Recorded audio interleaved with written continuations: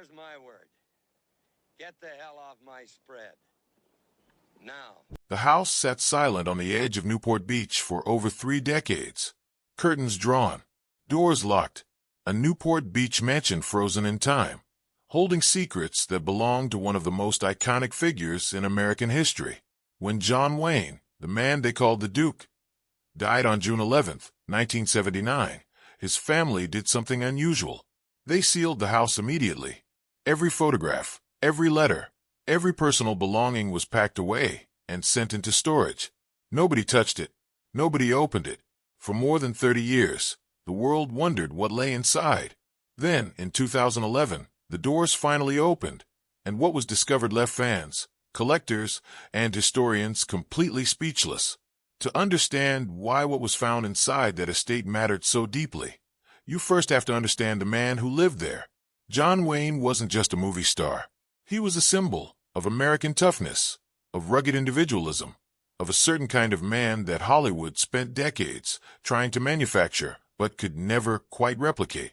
Born Mary and Robert Morrison on May 26, 1907, in Winterset, Iowa, he entered the world already defying expectations, weighing 13 pounds at birth, an event unusual enough that the local newspaper actually reported it. His path to becoming John Wayne was anything but straight. The name itself wasn't even his idea. When he was working as a prop man at Fox Studios in 1927, earning $35 a week, his friend and mentor, the legendary director John Ford, suggested he needed a stronger name for the screen. After some deliberation, they landed on John Wayne, 2 simple words that would eventually become synonymous with American cinema itself. But before the fame came the struggle. For nearly a decade, Wayne scraped by making low-budget westerns, sometimes filming an entire movie in just 2 days, surviving on a single can of beans heated on a hot plate. By 1938, he was so discouraged that he seriously considered walking away from acting altogether. It was Stagecoach in 1939 that changed everything. John Ford fought tooth and nail to cast Wayne in the lead role, threatening to leave the project entirely if the studio insisted on a bigger name. Wayne played the Ringo Kid, and in a single zoom of the camera, a star was born. What followed was one of the most remarkable careers in Hollywood history. Over 200 films, decades of box office dominance, and a cultural footprint so large that even today, nearly 50 years after his death, people are still arguing about his legacy. Wayne purchased his Newport Beach home in 1965. From the street, the house looked deceptively modest. But step inside, and it revealed itself grand, warm, and deeply personal. Situated on the water-facing Balboa Island, it was the kind of home that reflected its owner perfectly. Powerful on the inside, quietly confident on the outside. Wayne lived there until the very end, and when he passed away from stomach cancer, the house became a vault of memories. When those memories were finally unsealed and cataloged for a major auction held on October 6th and 7th, 2011, at the Hyatt Century Plaza in Los Angeles, the world got its first real look at who John Wayne truly was behind closed doors. Over 700 items were put up for sale, and what was among them told a story that no film ever could. The costumes and props were the first things that drew gasps from the crowd. These weren't replicas or studio copies. These were the real things, worn by Wayne himself, touched by his hands, part of the performances that defined generations. His green beret from the 1968 film of the same name sold for a staggering $179,200, setting a world record for a costume had at auction. The bidding was fierce, and the final price shocked even seasoned collectors. For fans, it wasn't just fabric and thread. It was a piece of history. His iconic cowboy hat, worn across multiple films, including Big Jake and the Cowboys, sold for $119,500. These weren't props sitting in a studio warehouse. They had been in Wayne's personal possession, kept by him because they meant something to him. That detail alone made them priceless in the eyes of those who loved him. Then came the scripts, and this is where things got truly fascinating. Wayne's personal working scripts offered an intimate window into his craft, a side of him that audiences never saw. The script for The Horse Soldiers had pages folded down to mark completed scenes, evidence of a man actively working through his material, preparing meticulously for each moment in front of the camera. Other scripts were kept in near-perfect condition, organized and clean, revealing that despite his rough-and-tumble image, Wayne was a man who took his work seriously and approached it with discipline and care. But perhaps the most surprising discoveries weren't the famous items. They were the deeply personal ones. The things that reminded people that John Wayne wasn't just a screen legend. He was a human being. His last driver's license, one of the most ordinary objects imaginable, sold for $89,500. Think about that for a moment. A driver's license, something that sits in every wallet across the country. But this one had belonged to John Wayne, and that transformed it into something extraordinary. It was a reminder that even the most iconic figures in history live ordinary lives alongside their extraordinary ones. A collection of colorful neckerchiefs, something Wayne reportedly had a genuine fondness for, sold for $1,755. Small, soft, personal. The kind of thing a man keeps not because it's valuable, but because he simply likes it. Then there were his books. Tucked among the items pulled from storage were volumes on history and military strategy. Subjects Wayne had a genuine passion for that rarely made headlines. He was not simply a man who played heroes on screen. He was someone who read deeply, who thought about history, who was curious about the world in ways his public image never fully captured. And then, perhaps most unexpectedly, there was a collection of seashells.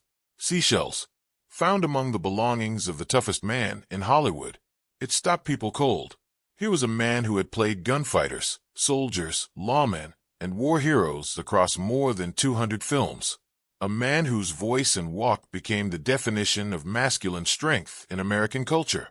And in his private life, quietly, away from the cameras, he had collected seashells. It was a moment that humanized him completely. A glimpse of gentleness tucked inside the legend. A gold-plated Winchester rifle, one that Wayne had personally gifted to a close friend named Bob Shelton, sold for $113,315. The fact that it had been a gift said everything. Wayne was known among those close to him as a generous man, someone who gave freely and looked after the people in his life. The rifle wasn't just a valuable antique. It was a symbol of loyalty and friendship. His Golden Globe Award for True Grit, the role that finally brought him the Oscar recognition he had spent a career chasing, sold for $143,400. True Grit was a deeply personal triumph for Wayne. He had almost passed on the role, feeling too old and still recovering from lung cancer surgery. But after reading the novel, something clicked. He saw Rooster Cogburn, the grizzled, one-eyed U.S. Marshal, and recognized himself in the character. During filming in the cold Colorado mountains, Wayne used an oxygen tank between scenes and tore a muscle in his shoulder during one difficult sequence. He kept going. When he finally accepted his Oscar, he walked to the podium with the flu and delivered one of the most memorable lines in Academy Award history. "If I'd known this, I'd have put that patch on 35 years earlier." The Golden Globe represented that entire journey. The decades of struggle, the near-quitting, the lung cancer, the comeback, and the final recognition. No wonder it drew serious money at auction. Family photographs and personal letters also emerged from the storage. These were the items that carried the deepest emotional weight. Letters written in Wayne's hand, to people he loved and trusted. Photographs of private moments, the kind that never made magazines or studio publicity shots. Furniture from inside the Newport Beach home, objects that had sat in rooms Wayne lived in, breathed in, laughed in. Together, they painted a portrait of a man far more layered than his film suggested. A portrait of Wayne painted by artist John Decker, which had hung in his home for years, sold for $71,700. Wayne had chosen to live with that painting. It was something he looked at regularly, something that mattered to him personally. Details like that, small and easy to overlook, were precisely what made the auction so remarkable. It wasn't just about dollars and cents. It was about understanding who this man actually was. Of course, the estate also revealed complications and shadows that no auction could tidy up. When Wayne's will was made public after his death in 1979, it sent shockwaves through his family. Despite being legally married to his third wife, Pilar Pallet, for over 2 decades, Wayne left her nothing in his will. The two had separated in 1973, 6 years before his death, but they never formally divorced. His estate, valued at approximately $6.85 million at the time of his passing, equivalent to roughly $25 million today, went primarily to his 7 children from his first 2 marriages. The decision sparked immediate speculation and, eventually, open conflict.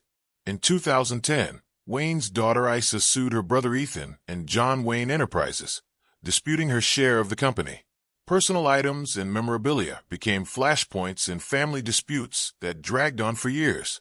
The will, in many ways, revealed that even the most carefully constructed public images hide private complications that the world rarely sees. There was also the matter of the Wild Goose, Wayne's beloved yacht, a converted World War II minesweeper that he had sailed for years and considered one of his most prized possessions. Shortly before his death, Wayne sold it for $750,000. The yacht's absence from the final estate inventory added another layer of mystery to the question of where exactly his fortune went. For a man who had been one of the highest-paid actors of his generation, the size of his estate surprised many. Whether it reflected extraordinary generosity during his lifetime, significant spending, or complex financial arrangements, no one has ever fully explained it.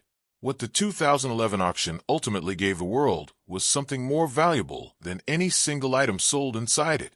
It gave people context. It closed the distance between the myth and the man. For over 30 years, John Wayne had existed in the public memory primarily as a symbol. The square jaw, the slow walk, the steady drawl. But inside those storage crates, carefully preserved since the day he died, was evidence of a full human life. A man who collected seashells, a man who folded the corners of his scripts, a man who gave away gold-plated rifles to friends he loved, a man whose driver's license sold for nearly $90,000 because even the most mundane proof of his existence felt precious to those who grew up watching him on screen. John Wayne died on June 11, 1979. His house was sealed that same day. For 32 years, the doors stayed shut. When they finally opened, what was inside wasn't just the belongings of a movie star. It was the life of a complicated, generous, driven, flawed, and genuinely fascinating human being, preserved in amber, waiting for the world to finally take a closer look.